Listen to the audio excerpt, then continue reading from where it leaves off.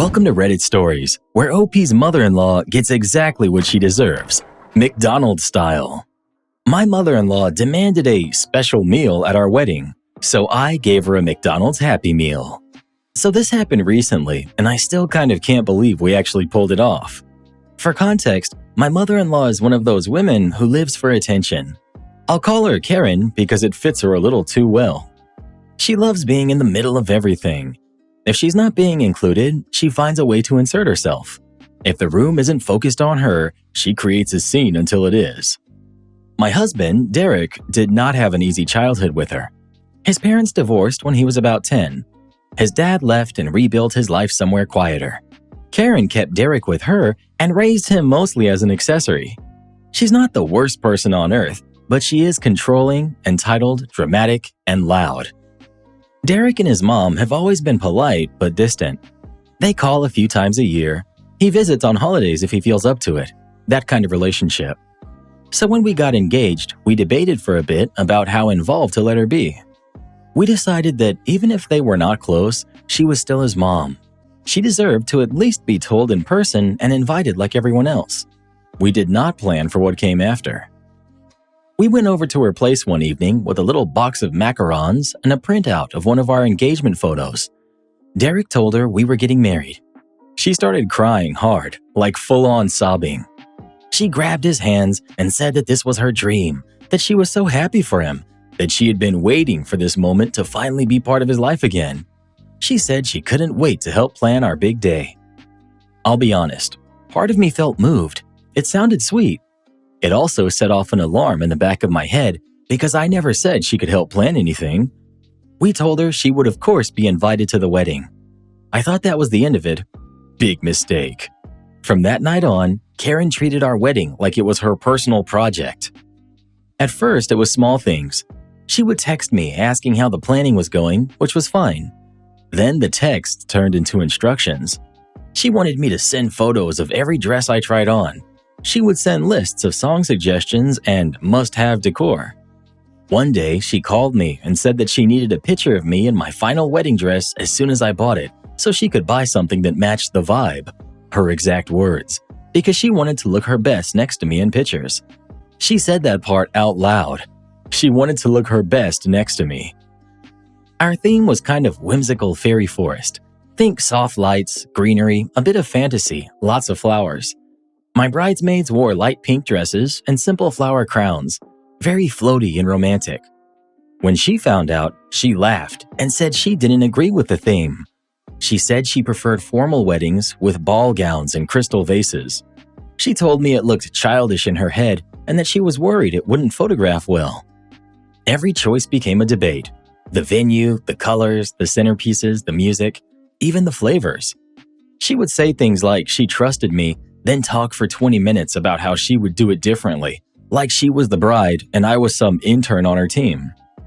There were group chats where she would announce her ideas and sign off with little comments like, "Just a thought from mother of the groom," with a string of hearts. She asked to invite extra people.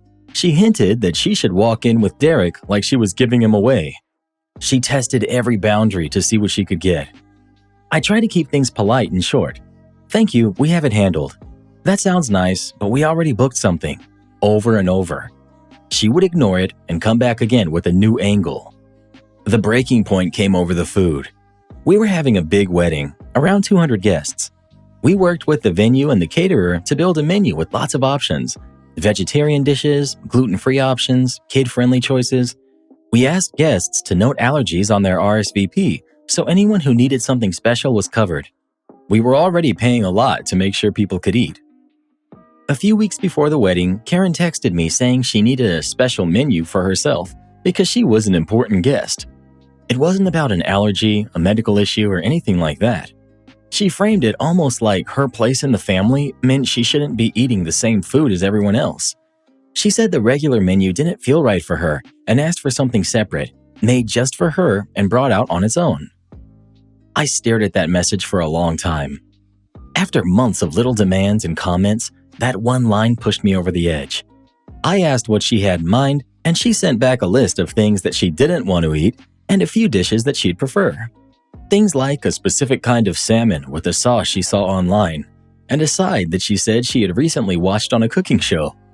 Then she added that it would be better if people could tell her meal was different, because she didn't want anyone thinking she was just sharing the same food as everyone else.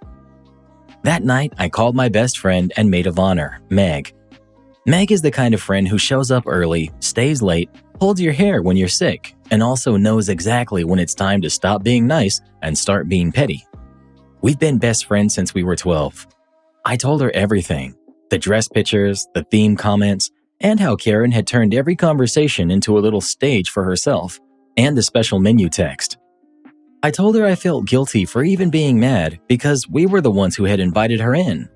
I told her I was tired of feeling like a side character in my own wedding. Meg listened quietly, then started laughing. She said if Karen wanted to act like a child to get attention, we should treat her like one. She suggested we request a Happy Meal for Karen, a full McDonald's kiddie meal served at a plate and linen reception, nuggets, fries, apple slices, and a little toy. She said it fit perfectly. Karen wanted something special and different from everyone else. She would get something special and different. At first, I thought it was just a funny thought. We kept joking about it. But the more I sat with it, the more tempting it became. I imagined Karen watching everyone else walk to the buffet and sit down to plated dishes while a server walked up to her with a little cardboard box with a yellow smile. I imagined her face when she opened it. The next day, I talked to Derek. I didn't want to do anything behind his back. I told him exactly what his mom had said and what Meg had suggested. I expected him to shut it down. Instead, he leaned back, rubbed his face, and said it was honestly fitting. He said as long as we were not putting anyone at risk or ruining the night for other people, he didn't mind one bit if his mom had to sit with a Happy Meal. That was all the permission I needed. I called the caterer and explained the situation. I asked if there was any way to arrange for one single boxed meal from McDonald's to be brought into the kitchen shortly before dinner and plated on a tray. I expected them to say no. They laughed and said they had seen much worse. As long as the food arrived in time and they were not responsible for its temperature, they were willing to have a staff member deliver it to her table as her special request. A few days before the wedding, I called Karen.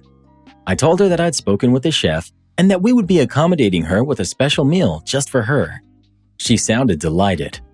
I could hear the satisfaction in her voice. She thanked me and said she knew I would do the right thing. She said she was glad someone understood her needs. I hung up and went back to seating charts with a very calm heart. The wedding day came fast. The morning was a blur of hair and makeup and people running up and down hallways with garment bags. My bridesmaids put on their light pink dresses.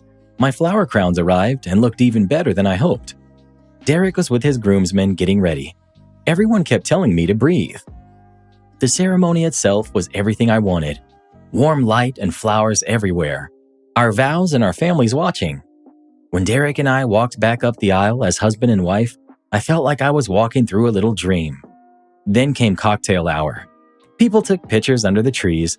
The fairy lights came on as it got darker. The DJ played soft music. The bar had a line. Meanwhile, I knew that a paper bag with a Happy Meal inside it was making its way to the kitchen. We did our first dance. We did the parent dances. We cut the cake. Finally, the staff started moving people to their seats for dinner. Our reception was set up with round tables covered in white cloth and simple greenery. Each place had real plates and glasses, linen napkins, name cards, bottles of wine on the tables. Very pretty, very fairy tale wedding. The food was set up buffet style along one side of the room. One long table with chafing dishes, salads, bread, the whole thing. The plan was for the DJ to release tables one by one. Karen already looked slightly annoyed that she had to sit with her assigned table instead of at our sweetheart table, but she stayed quiet. She had on a fitted navy dress with sparkly jewelry. She had clearly dressed to be noticed. As people started lining up for the buffet, a server approached Karen's table with a silver tray. On that tray sat one McDonald's Happy Meal box with the bright colors and the smiley face. They set it down in front of her very politely. From across the room, I could see her face change. First confusion, then disbelief, then anger. She picked up the box like it might be a joke with another box hidden beneath. There was nothing else, just the one kid's meal and a small cup with soda. I heard her ask if it was supposed to be a joke. The server replied that she had been told this was a special request. There was a beat of silence at her table. You know that kind of silence where everyone's trying not to stare? She glanced toward our table. I didn't make eye contact. I just kept talking to the friend next to me and took a sip of my drink. After a little back and forth, she realized the buffet line was moving and that if she made a scene, it would draw even more attention. So she opened the box. Inside were a cheeseburger, fries, apple slices, and a toy. I watched her pick up a fry. Her expression didn't soften. The other people at her table were doing that thing where they bend down to look at their plates and bite their lips so they don't laugh. One of Derek's cousins texted Meg under the table. Meg showed me the message and almost choked holding back her laugh. At one point, I saw Karen take out the little toy and hold it like she couldn't believe it.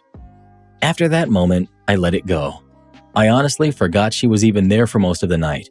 I danced and talked to guests. I took 1,000 pictures. It was a beautiful night, and not because of what happened with Karen, but because I married Derek and celebrated with people who actually loved us. Of course, part of why the night felt so peaceful for me was that Karen's demands were finally not my problem. A few days later, after we got back from our honeymoon, I talked to Meg again. We laughed about the Happy Meal. Then I started to feel a little guilty. I wondered if we went too far. I wondered if I should have just told Karen no from the start and saved myself the planning. So here I am asking strangers on the internet if I was too harsh. Thank you. Update. I didn't expect my story to blow up the way it did. A few things I want to clear up. I don't think my wedding was amazing because I did that to my mother-in-law. It was amazing because I married the love of my life. We danced, ate, laughed, and cried happy tears. If the Happy Meal hadn't happened, it still would have been the best day of my life. Yes, I do feel a little bad for doing it. I'm not pretending it was the most mature move. It was petty. That was the whole point. Months of her controlling behavior and comments pushed me there. It was either that or let her steamroll us. Maybe I could have picked a softer line, but in the moment, it felt like the only way to give her what she was asking for without losing my mind. My husband was fully on board. I didn't spring it on him. He grew up with her and he knows exactly what she's like. He thought it was both funny and fair. He said if this was the worst consequence she ever got for her behavior, she was still getting off easy, and honestly, I think he was right. I don't think my mother-in-law really cared much. After our honeymoon, she called to congratulate us again and said the wedding was beautiful. She didn't bring up the Happy Meal at all. It was like it never even happened. Either she was too embarrassed to admit it and wanted to pretend that it never happened, or she realized deep down that she had pushed too far and this was the result. Or she really didn't care that much about the food and just wanted the attention of having a special moment. Whatever the reason, I'm not going to be the one to reopen that door. If she wants to bring it up one day, I'll talk about it. Until then, I'm leaving it alone. Not the jerk. The real crime here is that she got the toy. That's the whole point of a Happy Meal. If she was acting like a kid, she should have had to earn it with good behavior. Missed opportunity for a full teaching moment. Not the jerk. I don't think you were harsh at all. She pushed and pushed, and you finally set a boundary in the only way she'd understand. I'm glad you still managed to enjoy your night instead of letting her stress you out.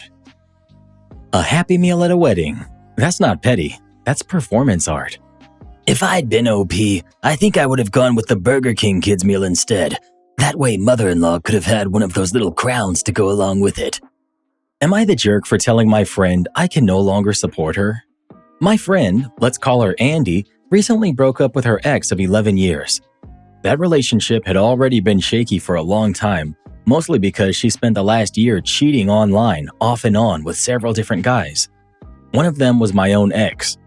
I stayed out of it because I wasn't close with her ex and they had kids together. I felt it wasn't my place. A few months before they finally ended things, she met someone online and they started a relationship. When she and her ex split, I supported her. Not the cheating, but the idea of her finally being happy. Her new guy, let's call him Robert, wanted to meet in person and planned a 2-week visit. I gave her my honest opinions, like meeting somewhere public at first, and more importantly, telling her ex that Robert would be staying in her home with her and the 3 kids that she shared with her ex. She refused because her ex always said that if she moved on, he'd cut her off.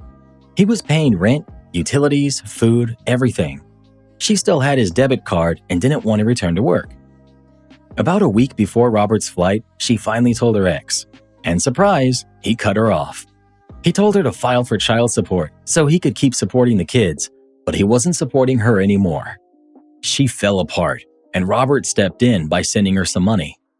When Robert showed up, she met him in public by picking him up from the airport in what I can only describe as sleepwear that shouldn't be worn in public. The 2 weeks went by and I didn't really see them much, so I assumed it was fine. Then she called and told me that they got married. This is when the real issues began. It started with her begging Robert for $200 of personal money and dumping her kids on me during what was supposed to be a short playdate. It turned into 3.5 hours. Her 18-month-old was screaming because he has separation anxiety and couldn't calm down with me. Her 8-year-old had a bad day at school and just wanted to go home, so I was comforting him. Her 6-year-old was making my 4-year-old cry over something about beetles and teeth. I texted her everything and she still refused to come back. For context, I have 6 kids, all young, so I was suddenly juggling 9 kids and losing badly.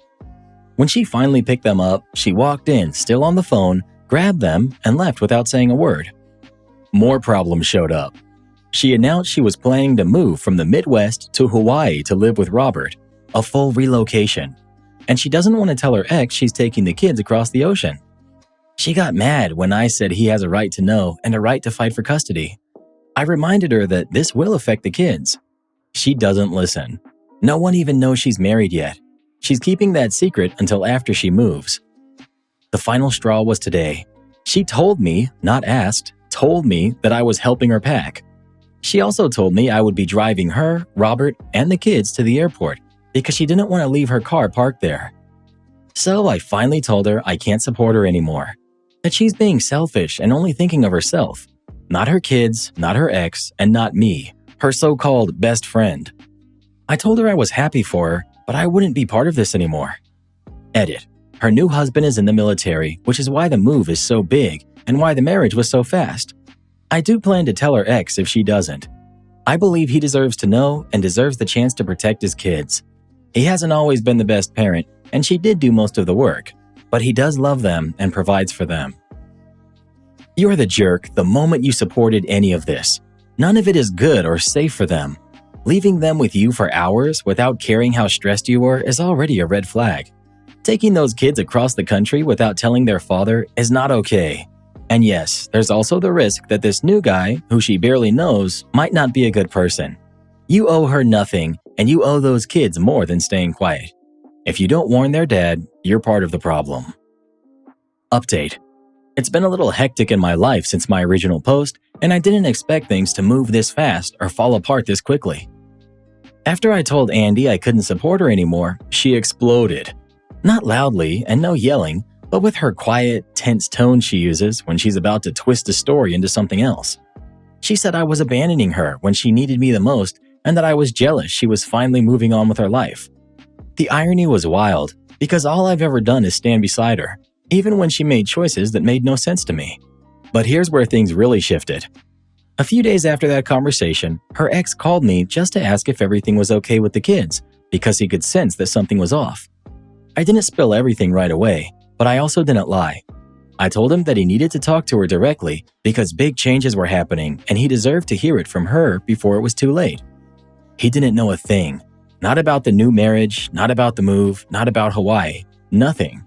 Meanwhile, Andy kept texting me about packing help like nothing happened. She was still acting like I was her automatic backup plan, her free childcare, her emotional dumping ground, the friend who would always soften the blow. When I didn't respond fast enough, she dropped vague little comments like she was testing how far she could push it. Then she finally told me she had decided I would still drive them to the airport. That was the moment I truly understood that she didn't want a friend. She wanted an employee who didn't get paid. Since then, the distance between us has been getting bigger every day. She hasn't told her ex a thing. She hasn't told anyone in her family about the marriage. She hasn't told anyone about moving 3 kids across an ocean to live with someone she barely even knows. She keeps saying she'll deal with it all later.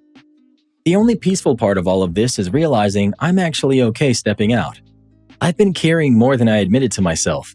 The guilt, the constant rescues, the emotional weight of her choices. Letting go feels strange, but lighter, like everything doesn't have to fall on me anymore. The kids deserve stability and honesty. They deserve two parents who at least try to communicate. And if she doesn't tell him before February, I will. I already accepted that role the moment she tried to make me part of her secret. I don't hate her. I don't wish her harm. I hope she grows up before life forces her to. I hope her kids stay safe. I hope the move doesn't break them. I hope Hawaii is not the storm it looks like from here. But for now, I'm done being her safety net.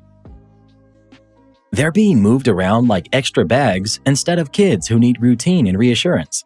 It's tough to watch, especially when you've seen firsthand how much damage that kind of instability can cause. You're right to be worried. At this point, someone has to put their well-being first, because it doesn't look like either parent is doing that consistently. So she's packing up her life, her 3 kids, a surprise husband, and not a single plan for reality. Bold strategy. Bold? That's Olympic-level delusion, Reddit boy. Even my houseplants have a better grasp on responsibility. Invited to a wedding I didn't know existed, at a venue that might kick us out. I'm at the age where most of my excitement comes from gardening, good books, and appointments that end with a doctor saying things look fine. So maybe I'm out of touch, or maybe things really have changed since I got married. I'm willing to admit that. But this situation came at me sideways, and before I let myself feel crazy, I wanted to see if anyone else thought it was strange. 3 days ago, my husband's parents came for dinner. We were chatting about normal things, nothing remarkable, when my mother-in-law suddenly said she was excited for the wedding. I asked what wedding. She looked at me like I had misplaced my brain. Turns out my husband's niece is getting married on October 31st at 8:30 in the morning, 2 hours from our home. I just sat there nodding because I thought, well, surely she means next year. But no, it's this year, as in a week and a half away, as in no one has invited us. Nothing sent to either me or my husband. We learned about it the way people learn about hurricanes. Someone else breaks the news, and suddenly you're expected to have an evacuation plan. Later, my husband called his sister, who's the mother of the bride. She cheerfully said the phone conversation counted as our invitation. She didn't ask if we were free, nor apologized for the short notice. She simply informed us. Then she added more details. The whole family had rented a big Airbnb with 2 bathrooms for the bride, the groom, the bridal party, and all of the relatives. According to her, my husband and I would be sleeping on the couch. When I mentioned I might get a hotel instead, she acted offended, as if declining a spot on the sofa was a personal insult. Then came the dress code, something called dark academia. My first thought was that I'd misheard her. I looked it up. It's a look I can get behind, but not in 9 days. Picture British boarding school, heavy fabrics, candles, mysterious hallways. Lovely, sure, but I'm 50 plus, and my body does not respond well to just grab something last minute. Then she told us the venue did not allow weddings. They had booked it under business meeting and planned to walk in with a full wedding gown and pretend it was nothing. She said the staff would probably kick them out. She said this like it was the funniest thing she'd ever imagined. They were genuinely excited about the idea of being chased out in the rain by a confused host or property manager. I didn't know what to say. I don't know this niece well. I don't dislike her. She wore a cute steampunk outfit to my wedding. She's incredibly shy though, so I can't imagine she wanted this kind of spectacle. The whole thing felt like her mother's production rather than her own. So yes, I'm asking online if I'm the unreasonable one for wanting to sit this out. Because all I could picture was myself stumbling around on Halloween morning, half awake in the rain, while a very polite venue manager asks all 20 of us to please leave immediately. Edit. Almost everyone who's responded has said the same thing, that I haven't been invited. And even if that phone call counts, it's far too last minute to expect anyone to attend. People have encouraged me to stay home and enjoy Halloween with my cats. People have validated me in every direction. My husband, of course, thinks it's all normal. He said his sister's wedding had been full of similar chaos. He plans to attend, even if no one personally informed him. His family seems to thrive on this style of madness. Edit 2. And finally, for the person who said I'm showing disdain for the couple, that's not true. I barely know them. I have no issue with a wedding that asks guests to wear costumes, and based on my quick Google search, it's actually a look I could get behind. Just not with a week and a half of notice. And in case there's any doubt, My husband's niece came to my wedding in a really cute steampunk burlesque outfit, and my 80-year-old dad walked me down the aisle in his bagpiper's regalia. You haven't been invited. Definitely skip it. If they eventually send something, just say you already have plans. It's less than 2 weeks away, and no one sane expects people to drop everything and sprint to a wedding that wasn't officially announced. A phone call from the mother of the bride doesn't count. Update. 2 days before Halloween, around noon, the mother of the bride called my husband, asking if we would be coming to the rehearsal dinner. It was the first we had heard of any rehearsal dinner. They hadn't made reservations anywhere. They just drove around the coast until they found a place with enough empty tables to seat 12 people and a baby. It happened to be one of the worst restaurants in Oregon. My husband went anyway while I stayed home. I made a BLT and watched 2 episodes of Slow Horses with my cat stretched on the couch. It was very nice and peaceful. After dinner, his family were affronted he had booked a hotel instead of sleeping on the couch in that Airbnb. Meanwhile, that Airbnb would have 14 people and a baby sharing 2 bathrooms. On Halloween morning, everyone had to get up well before dawn to get ready for their meeting, which was reserved for 8 a.m. to 10 a.m. It was raining hard. They all got soaked running through the parking lots of the building. The baby cried through the entire ceremony, and no one stepped out with him. There were 14 people crammed into a room pretending they were there for business, while the bride stood there in a black tee-length dress and the groom wore chinos and a collared shirt. The dark academia dress code was ignored by almost everyone. Most guests were over 60. No one had time to find anything. The bride had dreams of moody photos and atmospheric outfits, but the family's lack of planning meant no one showed up in the theme she wanted. A shame, really. I actually love the aesthetic. With 9 weeks' notice instead of 9 days, I would have gone all in. After the ceremony, they had a buffet breakfast. Staff were polite, but my husband later told me the groom got pulled aside and gently told to never try this again. Same message for the bride's mother. The venue had been clear about their no wedding policy. Problematic because the groom had hoped to work there someday. Meanwhile, I finished my cardiology appointment, then had lunch with a friend in Portland. I'm at the age where an appointment with one's doctor takes precedence over nearly everything else. My husband eventually came home with the stories of chaos. Overall, it sounds like everything went as smoothly as could be expected. While I absolutely love weddings, I'm glad I set this one out. We still never received any formal invitation. Mother of the bride and grandma of the bride are offended that I wasn't there. I've decided that's their problem, not mine. Thank you all for your lively, scathing, and witty responses to my original post. This whole story feels so Oregon. The rain, the chaos, the last-minute planning, the Airbnb sofa bed situation. I can picture half the people I know doing something like this. I mean, I kind of did a last-minute wedding too, but I didn't invite anyone. Glad you had a good time. I'm imagining what Thanksgiving with this crowd will look like. Probably another last-minute phone call with no actual invitation. Honestly, I'd schedule a root canal that day just to have an excuse. You made the right call staying home. Dark Academia wedding at 8:30 a.m. I'd need 3 coffees and an exorcism before even showing up to that place. And a hotel. And an umbrella. Actually, I'd just stay home with my cat and keep my sanity. Am I wrong for ruining my girlfriend's night out after feeling left out? My girlfriend and I are both 24. She recently left her job and decided to organize a night out for her old coworkers. She was nervous about the event and asked me to come along, even though I didn't know anyone else there except for her. I agreed to go, even though I wasn't sure how it would go. We arrived a little early and talked for a while, but eventually people started to arrive and she started getting more comfortable.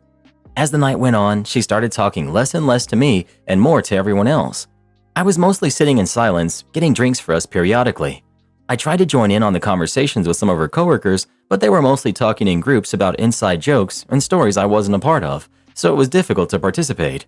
To make matters worse, I was the only guy there, which made me feel even more out of place. I ended up spending most of the time on my phone.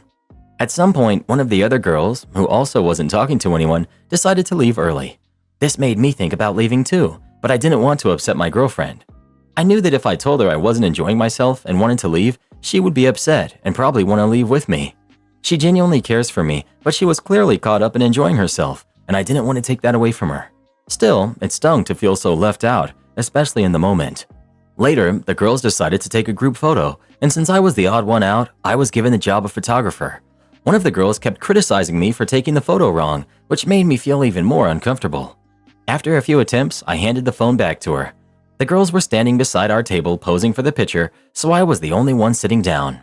Afterward, they started talking among themselves for a while, and I was left alone at the table. One of the girls noticed me sitting by myself and laughed, saying, "You look so lost." I replied, "I am lost," and laughed too. Then she pointed out to my girlfriend that I looked lost, and she glanced over briefly before returning to her conversation. At that point, I was starting to feel upset, but I didn't really have any other options. Eventually, after the girls had been standing around chatting for a while, my girlfriend came over and told me they were heading to the downstairs section of the bar, since the dance floor was now open. I told her I'd get a drink first and then join them. She offered to wait for me, but I told her it was okay and that I wanted to be by myself for a little while to think. I got a drink and went downstairs, but I couldn't find her. Some of her friends were on the dance floor, but there was no sign of her. They glanced at me, but didn't come over. I assumed she was in the bathroom. I texted her, but there was no reception downstairs, so I kept waiting, feeling more and more out of place as I stood there alone. I eventually texted her again to let her know I was going to grab some food and maybe have a beer or two at a different bar. I told her to text me when she was ready to leave, and I would meet her so we could go home together. I left and went to the other bar as planned. There was still no reception downstairs, and I didn't want to keep waiting around with no way of contacting her. About 10 minutes later, she texted me asking where I was. At that point, my previous messages went through, and she saw that I had already left. She became extremely upset, telling me that she had to go to the bathroom and cry. She immediately told her friend she was leaving, but I told her it was okay and she should stay and enjoy herself. She said she was too upset now and just wanted to go home, so I left the bar I had gone to and I went to her house. When I arrived, she was still very upset. I explained that I felt like she had been mostly ignoring me, which was hard for me, especially since I didn't know anyone there.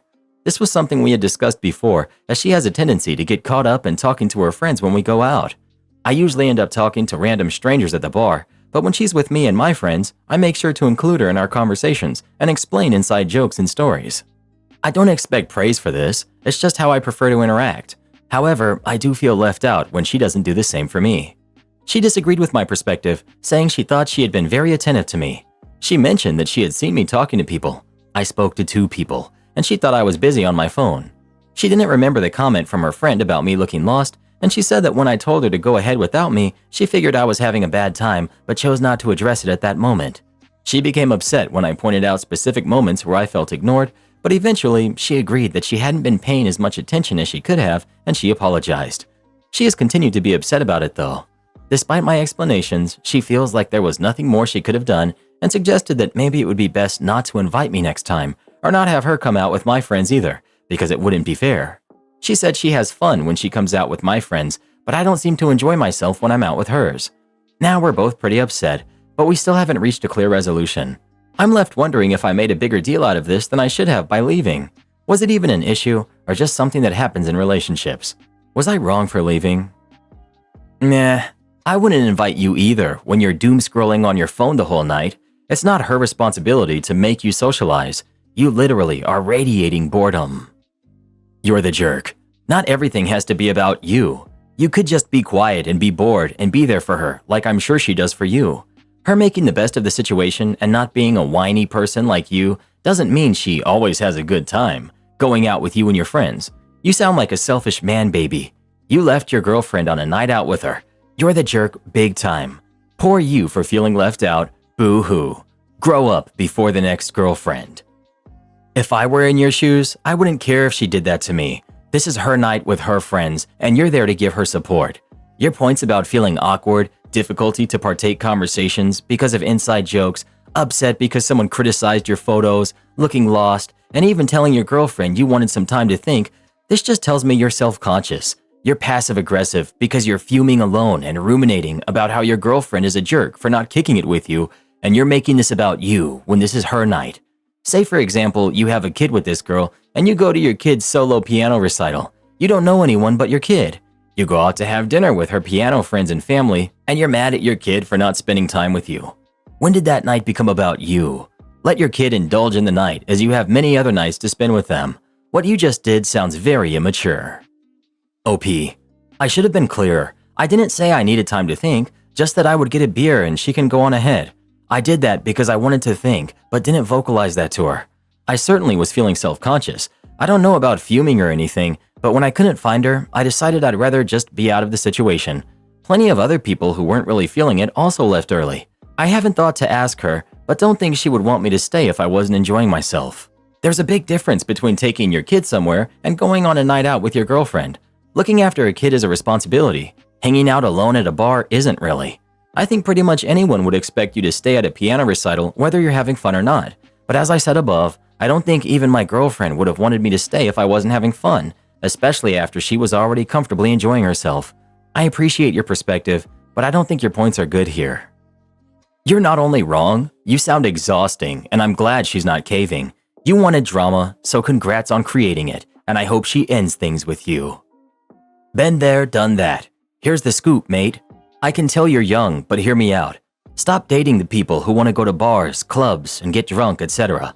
I'm from the UK, and I know that's mostly all you can find when you're in your 20s. Same thing my friends in the States tell me. But you've got to travel, mate. There are countries around the world where this behavior is not normal at all, and you can easily find a partner who doesn't want anything to do with it. My wife and I spend our weekend nights having cookouts and singing karaoke with her family. That's our idea of fun. But I live in Southeast Asia now, and I never would have found her if I'd stayed where I grew up. It's a beautiful world out there with beautiful, kind people who will actually respect you. You've just got to go out there and find it. How do I get my boyfriend to understand that I don't want to be her friend? My boyfriend Lee and I have been together for 2 years, and we've been living together for 1 year. Before we moved in, he was living with a friend from work, Kim. Early in our relationship, about 1 or 2 months in, I was approached by a lot of Lee's coworkers who told me that Lee and Kim used to hook up frequently. That, of course, made me feel uncomfortable. Instead of being mature and talking about it with him, I ended up getting drunk one night and having a breakdown. Not my finest moment, and I've since apologized to both Lee and Kim for my behavior. Lee assured me that nothing ever happened between them and that it was just workplace gossip. I completely believe him, and even if they did hook up at some point, it's in the past, and I know he's fully committed to me. After we moved in together, his contact with Kim dwindled to just work-related interactions and occasional meetups with mutual friends. Unfortunately, Kim wasn't so forgiving about my immature moment. I didn't have the breakdown in front of her, but Lee did tell her about it for some reason. I wasn't happy about that, but I tried to make it right by taking Kim out to lunch and drinks to apologize. I thought all was well, but apparently it wasn't. Over the past 2 years, Kim has been nothing but rude to me. If we're all out to dinner, she ignores me, rolls her eyes when I start speaking, and cuts in front of me as I'm talking to other people, as if I'm not even there. Whatever, I get it. I've tried to be nice, but I'm just not her biggest fan either. What really set me off, though, is the fact that Kim is above Lee in management and is in charge of expansion. She's approached him multiple times about opening a new branch of the company in a city that's 3-hour flight away from where we live. Opening a new branch requires the person to live in that new city for at least 2 years, and she's put Lee's name in the running even though he's told her directly that he doesn't want to go. I'm livid, and surprisingly, so is he. But he doesn't see it as a slight towards me. He thinks she just wants someone experienced to open the new branch, and he's the most experienced person in the company that can do it, so it makes sense. But I can't help feeling there's another motive at play. After all this, Lee still wants me to try to be friends with Kim. I've told him that a friendship just isn't in the cards. I've tried everything to get her to like me. I threw her a surprise birthday party, helped her move into a new apartment while she went back to her home state for an emergency, and even bought her a tour at her favorite distillery, all to no avail. I'm done trying. I've told Lee that I don't want him to stop being friends with her, but I would prefer if he didn't talk about our relationship with her. Also, I'd rather not be in a room with her or have dinner with her unless it's in a large group where I can pretend she's not there. I can handle being around her at birthdays or holiday events, but aside from that, I don't want to be near her. Lee is obviously hurt that we can't seem to get along, and he keeps trying to push me to be her friend. Apparently, he still thinks that she needs more time to get to know me and see how sorry I am for a mistake I made 2 years ago, which I've tried so hard to fix. So my question is, how do I get Lee to understand that Kim and I will never be friends and that I really don't want to be around her unless I have to? Update 12 days later. To start, I had a conversation with Lee to get to the bottom of whether or not he had hooked up with Kim. He swore again that it never happened and assured me that he would never have a reason to hide it if he did. I even asked him if maybe Kim had feelings for him that he didn't know about, and he thought about it for a moment and said it could be true. I explained again why I didn't want to be friends with Kim and how much I disliked the way she treats me. Lee hadn't realized how bad it was, so I asked him to be more aware when we were all hanging out together. He's very aloof about a lot of things, so I was glad I made the first move in the relationship. A week passed, and a couple of Lee's work buddies wanted to go out to dinner. We agreed, and when we showed up, Kim was there. She hugged Lee, but then completely ignored me. I thought Lee hadn't noticed it, but then he looked at me and gave me a raised eyebrow. The dinner went on, and Kim did her usual routine, ignoring me, rolling her eyes when I spoke, or rudely interrupting me. When she went to the bathroom, Lee turned to me and said, "I definitely see it, and I'm so sorry." It was really nice to hear that from him. As dinner was winding down, one of Lee's coworkers stood up to make a toast. He went on and on about Lee being such a hard worker and how they'd miss him when he moved to the new branch. I was so shocked that I said, "What?" out loud without realizing it. Lee was just as shocked, and he told them he hadn't taken the job and didn't want to take it. That's when Kim chimed in, saying Lee was one of the top 3 picked to go there. Lee was furious. He got up to grab another drink, and I went with him. When he found out that Kim had put his name in the running, he went straight to the higher-ups and told them it was a mistake and that he wasn't interested. That meant Kim must have gone behind his back and convinced the bosses to put his name back in the running. We ended up leaving early and went home. I told Lee I'd support him if he wanted to go, but he's firmly against it now. He completely sees why I didn't want to be friends with Kim, and my assumptions about her were spot on. Lee went back to work on Monday, asked to be moved to a new department that isn't under Kim, went to HR about Kim overstepping her boundaries, and is even considering finding a new job where he won't have to interact with her. I'm so glad he finally sees things from my perspective, and he's totally done with Kim. I'm excited to see how this will improve our relationship in the future, and he promises to be more aware of how his friends treat me and to respect my wishes about not being forced into a friendship with her if I don't want to. Am I the jerk for refusing to let my brother bring his girlfriend to Thanksgiving because she thinks being child-free is selfish? I, 31 male, am married to Lily, who's 30. My brother Josh, who's 29, recently started dating Lindsay, who's 27, and while she's been polite at family events, Lily feels Lindsay has made some passive-aggressive comments. For example, at a recent barbecue, Lindsay said that it was selfish that Lily and I weren't planning to have kids anytime soon. Lily felt uncomfortable but didn't say anything at the time. Another incident happened at a family dinner when Lindsay remarked, "I'm surprised you two are so happy without kids. You must be really good at being selfish." Lily was hurt by that comment, and it made her feel like Lindsay was judging our life choices.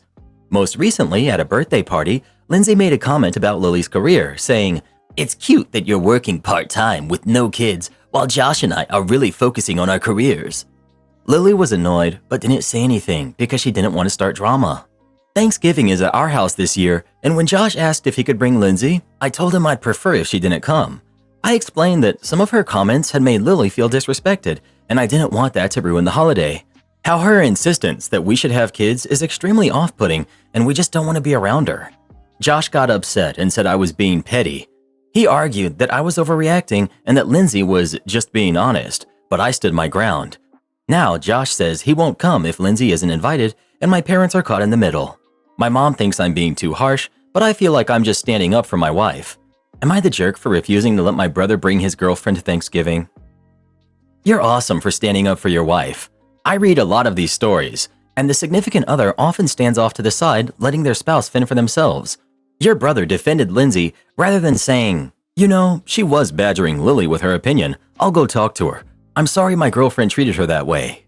If Josh doesn't want to come, that's his choice, but it's your home, and you and Lily are entitled to not be subject to the harassment of someone with an agenda.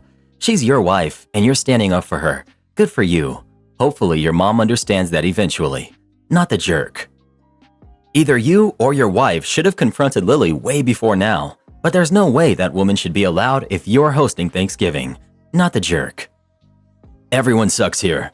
This is your family, and it's your duty to shield your wife from their shenanigans. And Lindsay isn't even a member of the family.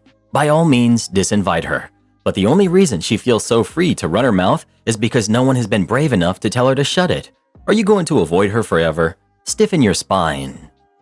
Am I the jerk for telling my boyfriend I won't be following his family's traditions? I'm 21 female, and my boyfriend, let's call him Alex, 23 male, we've been dating for about 3 years now. We've recently started talking about marriage and having kids, which is something we both want in the future. The other day, a reel popped up on my feed with cute boy names, and I saw the name Everett. I thought it was adorable and jokingly told Alex that it had to be our firstborn's name. He laughed and said he liked it, but it would have to wait for the second. Confused, I asked him why. Alex explained that his family has a long-standing tradition where every firstborn boy is given the same name. His oldest brother has it, his uncle has it, his grandfather has it, and so on. For privacy reasons, and because the name is very unique, I won't mention it here. While I'm not judging, I'll admit the name is unusual and not something I would pick myself. I didn't want to insult his family or the tradition, but I told Alex that I wasn't a fan of the name and didn't really want to follow that tradition. This upset him. He said he couldn't be the one to break the tradition and told me I was being selfish for even suggesting something else. I tried to compromise by saying we could use it as a middle name instead, but he wasn't open to that idea. I pointed out that Alex has 5 siblings, so the tradition could continue even if we didn't follow it. Plus, I think it's fair that I get a say in what we name our kid. I'm the one who would be carrying the baby for 9 months, and the kid would already be taking his last name, so shouldn't I have some input on the first name? For context, I have 2 siblings, both girls. I'm the youngest, and my sisters are married and took their husbands' last names. Once I marry Alex, my own last name will disappear, which will make me a little sad. I brought up the idea of hyphenating our last names, but Alex is completely against it. I know this isn't an immediate issue since we're not expecting a baby yet, but I still feel like my concerns are valid. When I shared this with some friends, most of them said I was overreacting because we don't even have kids yet. Alex thinks I'm whining for no reason and dismisses the conversation entirely. Am I being unreasonable for not wanting to follow his family's naming tradition? Great conversation to have before getting married and having kids. You get to decide if this is a deal breaker for you. What other subjects does he believe you have no say in? OP. The thing is, we get along great. We've had minor disagreements, but we've never argued over anything this big until now. For everyone saying we should break up, he's really a great guy. He thinks my last name is weird, which, to be quite honest, it is. That doesn't make me any less sad about eventually losing it. This is our first major argument, and I think that's why I feel so lost. Not even his own name? It's his big brother's name? Is every kid meant to name their firstborn son that name? Are all the cousins supposed to be whatever this name is? OP. All the oldest sons are supposed to have it. His dad wasn't the oldest son, so yes, a bunch of his nephews will eventually share the same name. OP. We've talked about having at least 2 kids close in age later in life. Right now, we live pretty close to his family, while mine lives on the other side of the country. I've expressed interest in moving closer to my family once I finish nursing school, and he hasn't seemed opposed to the idea. His family is very religious, but I'm not. Alex isn't deeply religious either, and he's drifted away from it as he's gotten older. The issue isn't the name. It's your boyfriend's attitude toward you having different ideas. He dismisses your wants and puts his family's tradition ahead of you. To him, it's not even a discussion. That's actually a little scary. You've already mentioned 2 examples of him being inflexible, your last name and the baby name. I bet you can think of other incidents like this too. This is a glimpse into your future.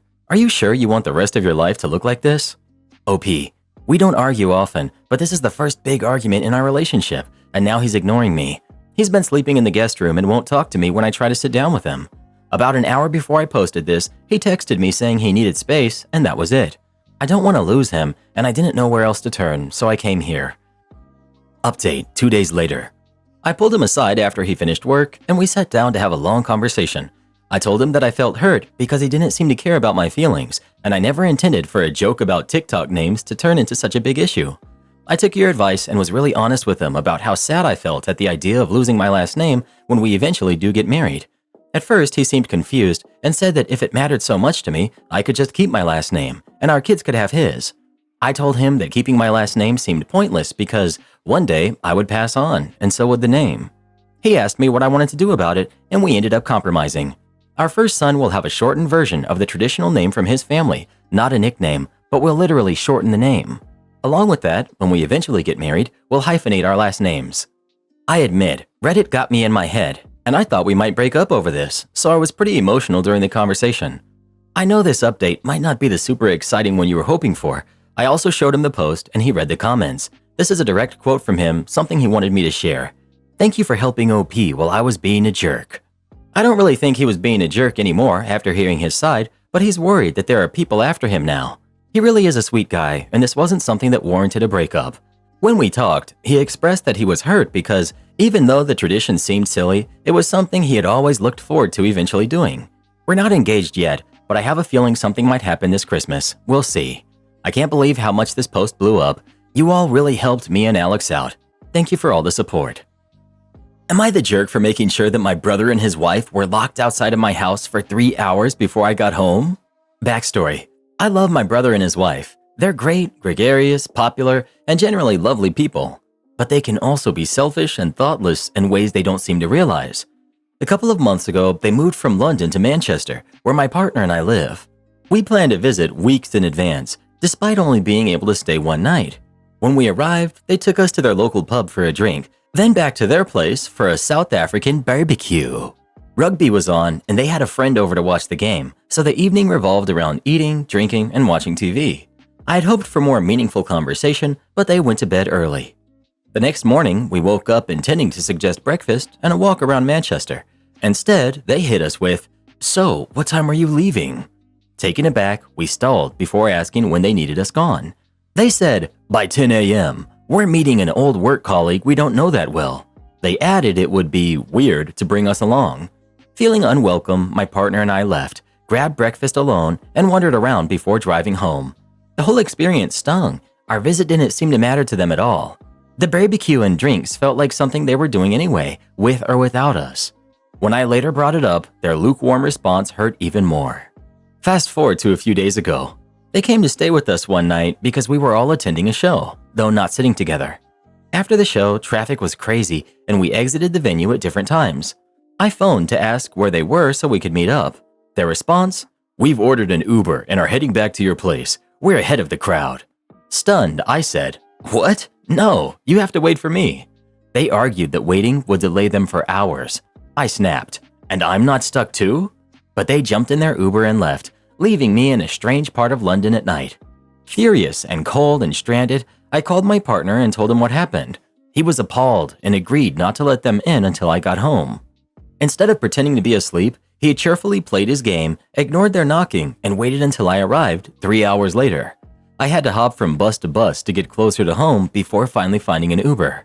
When I got back, they unleashed a barrage of complaints, but I was too exhausted and angry to engage. They stormed off to bed and left the next morning without even saying goodbye. At first, I felt justified in my revenge, but now that word's gotten around, I'm questioning whether I went too far or not. So, am I the jerk? Not the jerk. They are bad hosts, worse guests. They left you in a dodgy part of London by yourself, and then were offended by having to wait until you got home. They don't see you as family or even a friend because you don't treat anyone like that. You were an inconvenience to them in their home and not worth the wait in the Uber to get you to get home safe. But they're upset over waiting outside your house. Just don't contact them. They won't notice you missing from their lives. Am I the jerk for teaching my daughter the importance of sleep? Like most kids, my 7-year-old daughter absolutely hates bedtime. If it's 9:59 and we tell her it's time to sleep, she'll launch into a dramatic argument about how we're depriving her of one precious minute of her life. Normally I let it slide, but this week, when I told her it was bedtime at 10:05, she protested again. She didn't understand why she had to go to bed while the adults get to stay up later. She argued it was unfair that we get to enjoy the night while she had to turn in early. Honestly, she had a point. It does make more sense for me to go to bed early too, since we all wake up at about the same time. Still, I needed her to understand the importance of sleep and the consequences of her choices. So I told her, "All right, stay up as late as you want. If we go to bed, you can keep watching TV all night." Her eyes lit up and she did a little victory dance before settling on the sofa, thrilled with her win.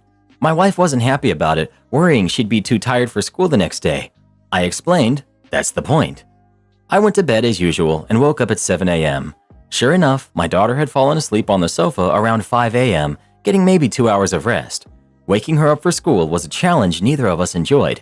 She was cranky, sluggish, and miserable all morning.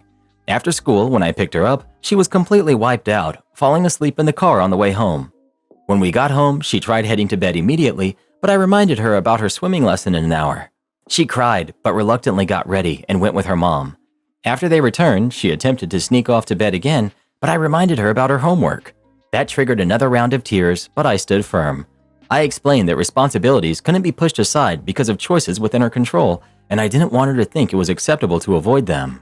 I sat with her and helped her finish her homework. By 8 p.m., she was in bed and asleep almost instantly.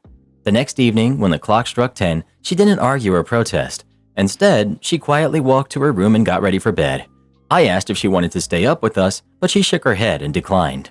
I considered this a parenting win, but my wife disagreed. She thought my approach was borderline manipulative. At first, I dismissed her concerns, but after hearing similar sentiments from friends and family, I've started to second-guess myself. So Reddit, am I the jerk? Not the jerk at all. Although we have different parenting techniques, yours worked. I made my kids go to bed at 8, and yes, they had tantrums, but hey, that wore them out. As they got older, 9 and 10, I made them a deal. They could stay up until 9 to watch Dragon Ball Z as long as there were no problems getting up and ready in the morning. If one of them was late or not ready on time the next morning, that night they went to bed at 8. It was interesting that at 6:30 a.m. I didn't have to yell, they yelled at each other. Problem solved. Imagine it's your wedding day and you find out that your spouse used ChatGPT to write their wedding vows. That's exactly what happens in our next story, the one that just popped up on your screen. Give it a tap and come have a listen. You won't believe what happens next.